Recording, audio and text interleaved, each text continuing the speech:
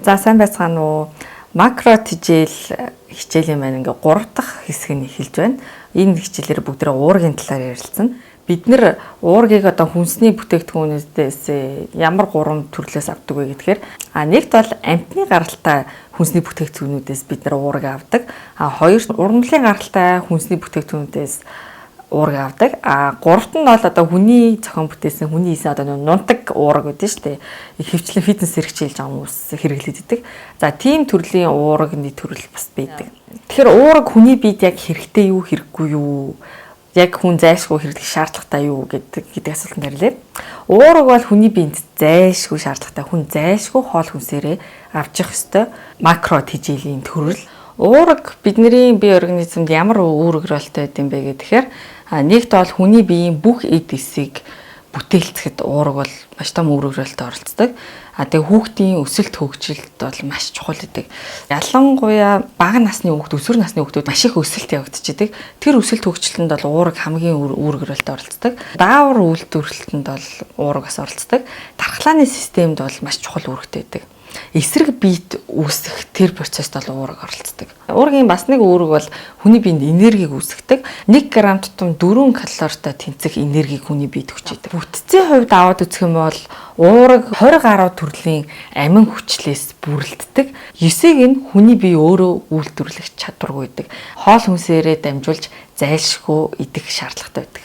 Бусад төрлийн амин хүчлийг нь бол хүний бие өөрөө дотроо үйлдвэрлэх чадвартай. Энэхүү 9 төрлийн амин хүчлийг хүний биед хоол хүнсээр дамжуулж оруулах нь бол уургийн номер 1 үүрэг. Хоёр дахь үүрэг нь бол хүний биед энерги өгөх байдаг. Тэгэхээр яг энэ 9 төрлийн амин хүчлийг бүгдийг нь зэрэг агуулдаг хоёрхан төрлийн хүнсний бүтээгдэхүүн одоо хүний хэрэглэдэг бүх хүнсний бүтээгдэхүүн дотор байдаг.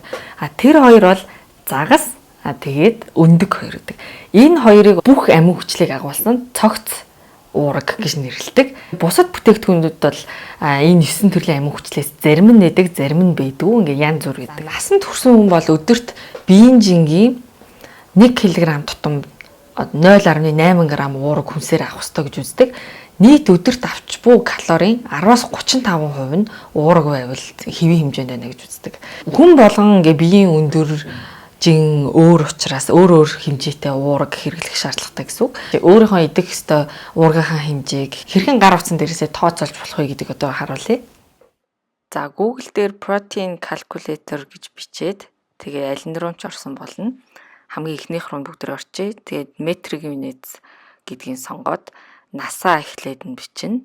За дараа нь хүүсээ сонгоно. Female гэд тэгвэл эмэгтэй гэсэн үг. За тэгээд өндрөө бичээд дараа нь жингээ бичнэ. Тэгээд 7 хоногт 1-3 удаа одоо бага зэргийн дасгал хөдөлгөөн хийдгээгээ сонгоод бодлоо гэж бодоход хэр орчим уураг хэрэглэх ёстой вэ гэдэг зөвлөмжүүд нь гарч ирж байна.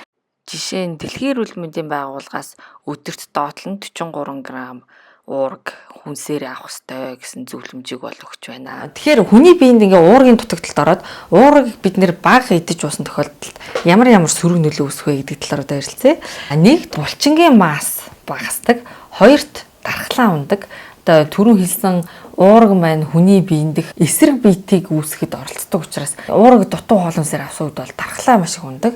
Тэгээ хүүхдийн өсөлт хөгжилт бол зогсдог. Жишээ нь хүүхдүүд дээшээгээ өсөх өсөлтөнд зогсоод намхан нуруутай болдог. Уураг маань одоо яг энэ бидний бүх эдис бүрэлдэхэд номер 1 одоо үр өгрөөлтөд оролцдог учраас уураг дутагдсан үед хүүхд дээшээгээ өсөх боломжгүй болдог. Тэгээ цус багталт бас үүсдэг. Дараагийнх нь бол яс сэргийлт үүснэ, арьс хагарна. Тэгээд даавар багасна. Жишээ нь одоо бамбаа булчирхаан даавар багасна. Тэгээд цусндах инсулины хэмжээ багасна. Цаашлаад хураалтай болдог.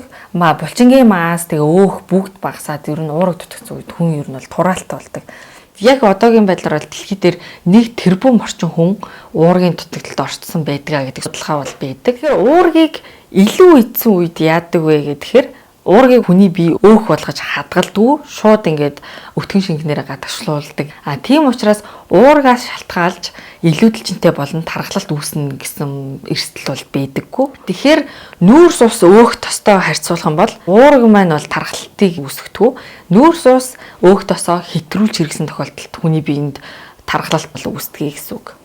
За одоо тэгэхээр бүгдээрээ уургийн хэрэглэн дээрээ анхаарах ёстой зүйлсийн талаар ярилцъя. Номер 1-т бол бүгдээрээ баланстай хооллох хэрэгтэй. Уургийнхаа хэрэглээг бид нэр хаанаас ямар хүнсний бүтээгдэхүүнүүдээс хангаж байна гэдэг нь хамгийн чухал. Монгол улсын хэмжээнд бол бид нэр ихэвчлэн уурга, малын гаралтай, мах, сүс үн бүтээгдэхүүнүүдээс авдаг. Тэгэхээр мах өөх уурга ихтэй боловч хансан тос ихтэй байдаг учраас хэтрүүлж хэрэглэсэн үед хансан тос нь бид сөрөг нөлөөтэй. За тийм учраас малын гаралтай ялангуяа энэ улаан өнгөтэй одоо манай 5 хушууны малын өөх тос гэдэг шүү дээ. Тэрний хэмжээг бол арай жоохон багасгах хэрэгтэй. За дараагийнх нь нэг анхаарах ёстой зүйл бол боловсруулсан мах махан бүтээгдэхүүн уурга ихтэй боловч хадгалах хугацааг нь уртсахын тулд ингээд давс ихээр хийсэн байдаг. Тийм учраас хагас болон бүтэн боловсруулсан мах махан бүтээгдэхүүнээс аль болох татгалзчих хэрэгтэй. Тэгээ аль болох бага хэрглэж хэрэгтэй. Хичнээн эндээс бид нэр хангалттай уурга авч чадах ч гэсэн давсны хэрэглээ маань одоо ихсчнэ. За дараагийн нэг анхаарах ёстой зүйл бол уургийнхаа хэрэглээг бид нэр аль болох загас болон шуун төрлийн махнуудаас хэрэгжилжүүлэх зүгээр байдаг. Шуун төрөл дотроо энэ дахиа, цацаг тэр бол нугас зэрэг махуудыг хэрэгжилж болно. Гэхдээ Монголын нөхцөлд бол дахианы мах хамгийн илбэг олдцтой байдаг. За тэгээ загсан дотроо бол яргаа загас гэх мэтийн уурга ихтэй тэр загснуудыг хэрэгжилж хэрэгтэй. Загснаас одоо уургийн хэрэглээг авахын нэг давуу тал нь бол загас маань ханаагүй тос буюу омега 3 төрлийн тос ихтэй давс байхгүй яг байгалийн гаралтай. Загсыг хэрэглэнээрээ бид нэр омега 3-ийн хэрэгцээг хангачна. Тэгээд уургийнхаа ч хэрэгцээг хангачна гэсэн.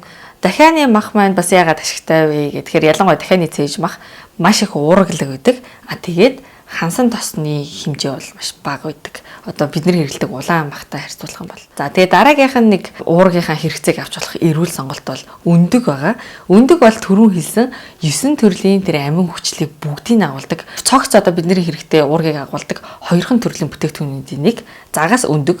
За тэгэхээр энэ хоёроос уургийнхаа хэрэглээг хангах юм бол маш үр дүнтэй байдаг. За дараагийн нэг анхаарах ёстой зүйл маань бол энэ ургамлын гаралтай хүнсний бүтээгдэхүүнүүдээс уургийнхаа хэрэглээг бид нэр бас авахыг зоржих хэрэгтэй. Жишээ нь одоо энэ сэвэг зарам байна.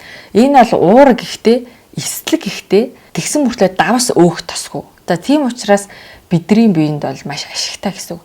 Тэгээ цаашлаад шош, вандуй, дөөфү бүх төрлийн самбар, үүр, тэгээ бүхэл үрийн бүтээгдэхүүнүүд. Одоо тэр дотроо бүхэл үрийн гурвалжин будаа, овёс, шар будаа зэрэг бүтээгдэхүүнүүд бол бидний уурга авч болох маш сайн биед ашигтай хүнсний бүтээгдэхүүнүүд гэсэн үг.